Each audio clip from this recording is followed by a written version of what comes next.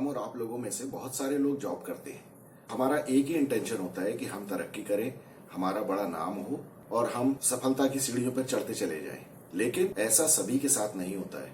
कुछ लोगों का दुर्भाग्य से जॉब चला भी जाता है और कई बार मैंने ये देखा है कि उन लोगों को ये मालूम ही नहीं होता कि उनका जॉब जाने का रीजन क्या है। तो आज के वीडियो में हम आपसे यही डिस्कस करेंगे कि क्या रीजन होते हैं मेन जिनकी वजह से किसी का जॉब चला जाता है। जॉब जाने के बाद आदमी बहुत परेशान हो जाता है और आप भी सोच सकते हैं कि अगर आपका अच्छा खासा जॉब चला जाए तो आपको कितनी तकलीफ हो सकती है। चलिए आज की वीडियो में हम आपसे यही डिस्कस करते हैं कि क्या फंडामेंटल रीजंस हैं जिनकी वजह से किसी का जॉब चला जाता है।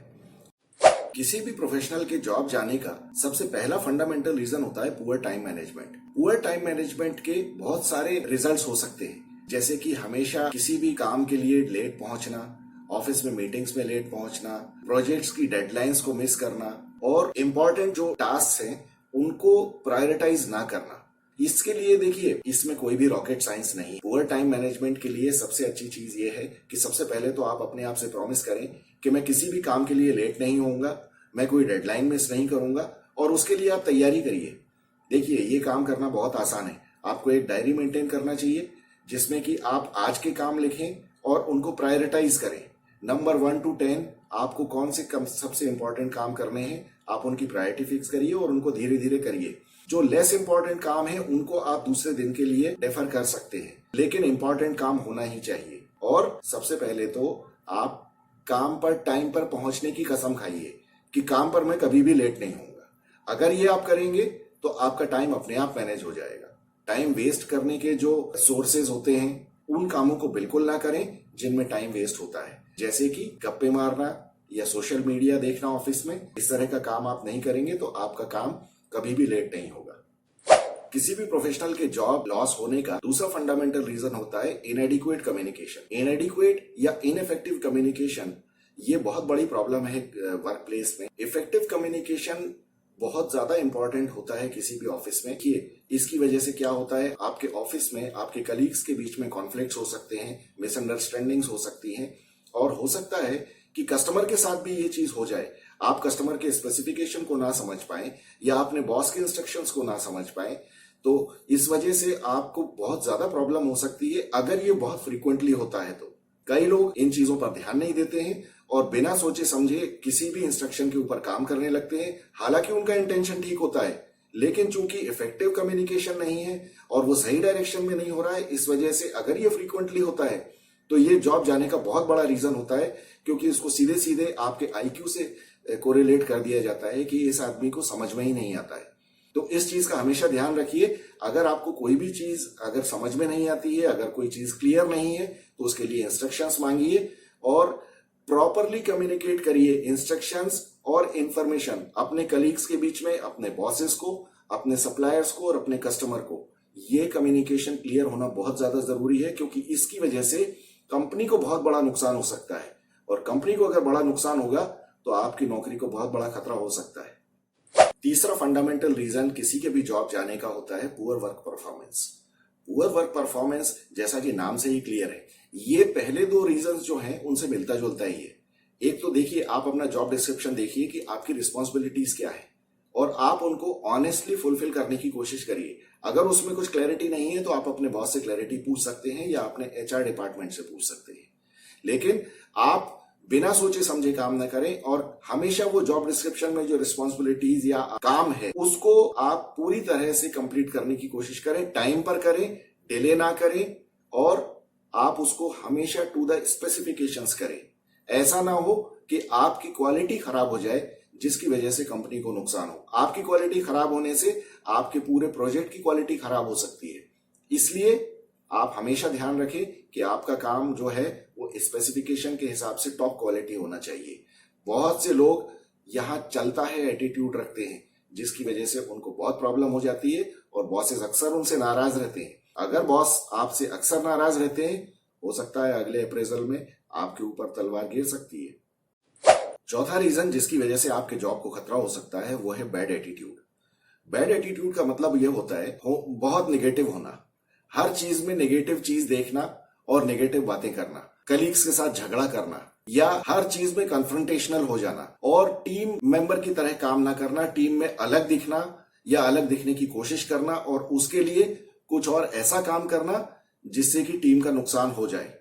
तो ये एटीट्यूड बहुत ही ज्यादा खराब होता है। किसी भी कंपनी में कोई भी ये नहीं चाहता है कि कोई टीम बनाई गई है तो उसमें कोई आदमी ऐसा एक्ट करे जिसकी वजह से कि प्रोजेक्ट डिले हो जाए या प्रोजेक्ट को कुछ खतरा हो जाए या प्रोजेक्ट की क्वालिटी सफर करे।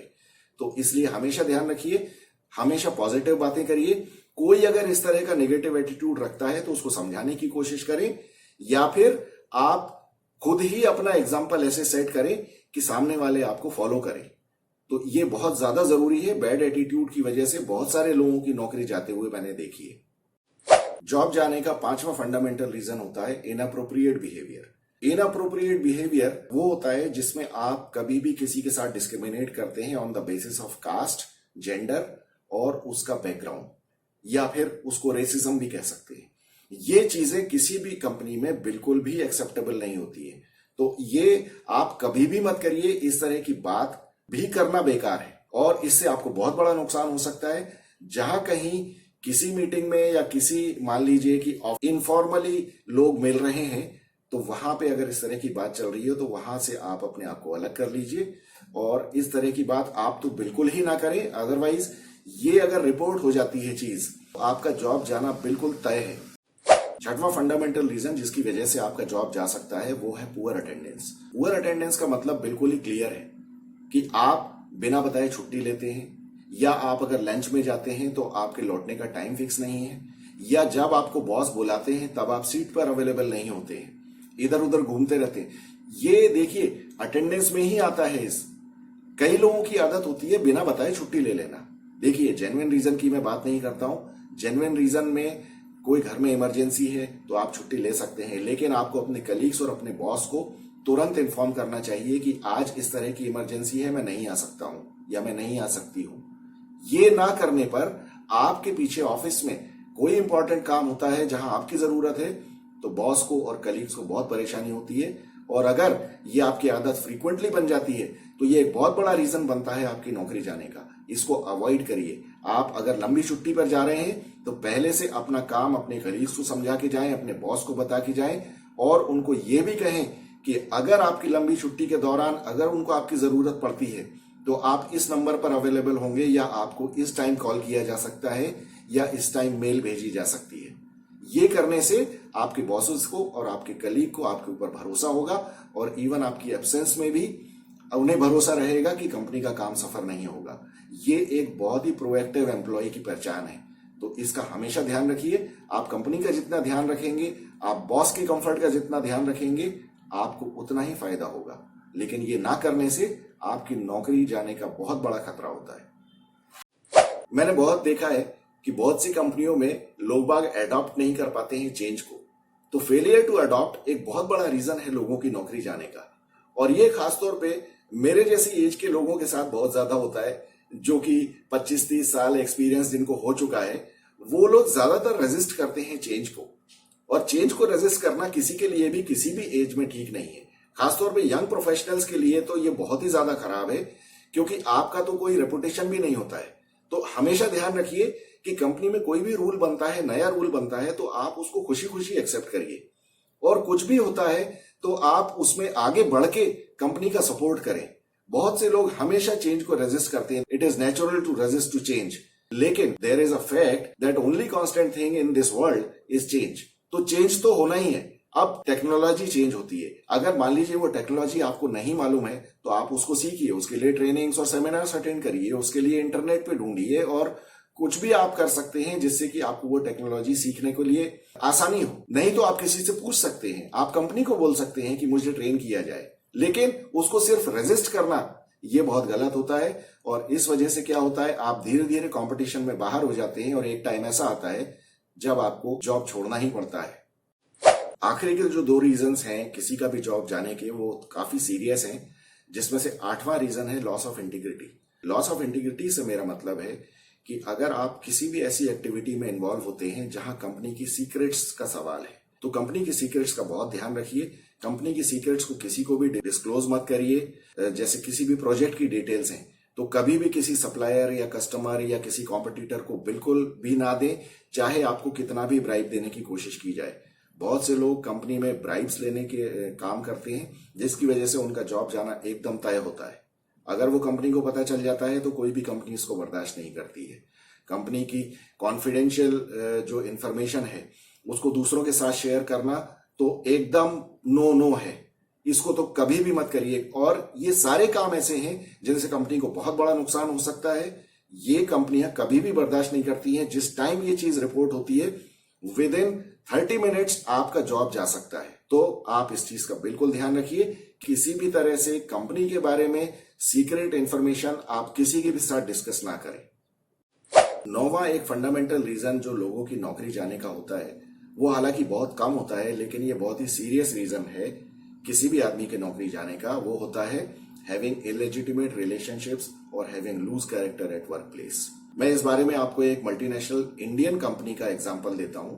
उसका एक बहुत सीनियर ऑफिसर, उसकी आदत थी, वो इस तरह के काम करता था अपने ऑफिस में, जो अपने दूसरी लेडी एम्प्लॉयज हैं उनके साथ गलत बिहेवियर करना, उनके साथ एडवांसेस करना, उनको टेक्स्ट मैसेजेस भेजना, उनको ऑडियो और वीडियो मैसेजेस भेजना, और इस तरह से उनको प्रेशराइज करने की कोशिश करना कि वो उसकी तरफ अट्रैक्ट हो। ये बिल्कुल भी किसी कंपनी में एक्सेप्टेबल नहीं होता है। और ये मैंने उस कंपनी के चीफ एग्जीक्यूटिव को मैंने ये उसके इंटरव्यू देते हुए सुना है, जिसमें उसने कहा कि ये काम जब उस एग्जीक्यूटिव ने किया तो उसको नौकरी से निकालना तो बिल्कुल जरूरी था, क्योंकि उसी मोमेंट पे उसको निकाल दिया गया। लेकिन उस कंपनी को बहुत बड़ा नुकसान हुआ, लेकिन उस कंपनी ने इस चीज के लिए कंप्रोमाइज नहीं किया। कोई भी कंपनी इस चीज के लिए कंप्रोमाइज नहीं करती है। कंपनी का एटमॉस्फेयर आपके ऊपर डिपेंड करता है और इस तरह के काम बिल्कुल नहीं करने चाहिए। चाहे कोई आपको भी ऑपोजिट जेंडर का अगर कोई कलीग अप्रोच करता है इस तरह से, तो आप इसको बिल्कुल भी एनकरेज मत करिए, क्योंकि ये चीज ऐसी है जिसमें आपके ऊपर ना केवल जॉब जाने का डर है, बल्कि आपके ऊपर लीगल एक्शन भी हो सकता है। और एक बार आपके ऊपर कभी लीगल एक्शन हो गया, उसमें आपको बहुत बड़ी प्रॉब्लम हो सकती है। आपको जिंदगी में दोबारा जॉब मिलने में बहुत तकलीफ हो सकती है।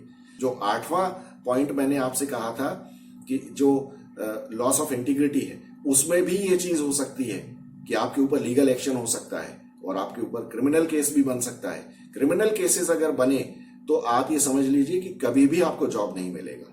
तो ये चीजें, ये देखिए, ये जो मैंने 9 पॉइंट्स बताए हैं, ये मेरे पर्सनल लाइफ का, प्रोफेशनल लाइफ का एक्सपीरियंस है, जो मैंने होते हुए लोगों के साथ देखा है। और इस वजह से मैं आपके साथ ये शेयर कर रहा हूं कि आप इन चीजों का ध्यान रखिए। आपकी नौकरी को कोई प्रॉब्लम नहीं होगा। हमेशा अच्छी चीजें करिए, पॉजिटिव एटीट्यूड रखिए, keep on learning new things, और हमेशा अपने बॉस के लिए आगे बढ़ के काम करिए, उनका सपोर्ट करने के लिए। देखिए, आप कंपनी में मैनेजिंग डायरेक्टर के लिए हो सकता है काम करते हो, लेकिन अल्टीमेटली डायरेक्ट आप मैनेजिंग डायरेक्टर को रिपोर्ट नहीं भी कर रहे हो, तो आप बॉस के थ्रू उनको करते हैं। कंपनी आगे तभी बढ़ती है जब आप अपने बॉस का सपोर्ट करते हैं, फिर बॉस अपने बॉस का, और अल्टीमेटली इस तरह से कंपनी प्रोग्रेस करती है। तो आप इस चीजों का ध्यान रखिए, आपको कभी भी जॉब में प्रॉब्लम नहीं होगी। आपको अगर लगता है कि कोई किसी पॉइंट में आपको समझ में नहीं आया है, तो आप मुझसे कमेंट्स में पूछ सकते हैं। I will be happy to share my experience. Thank you so much for watching.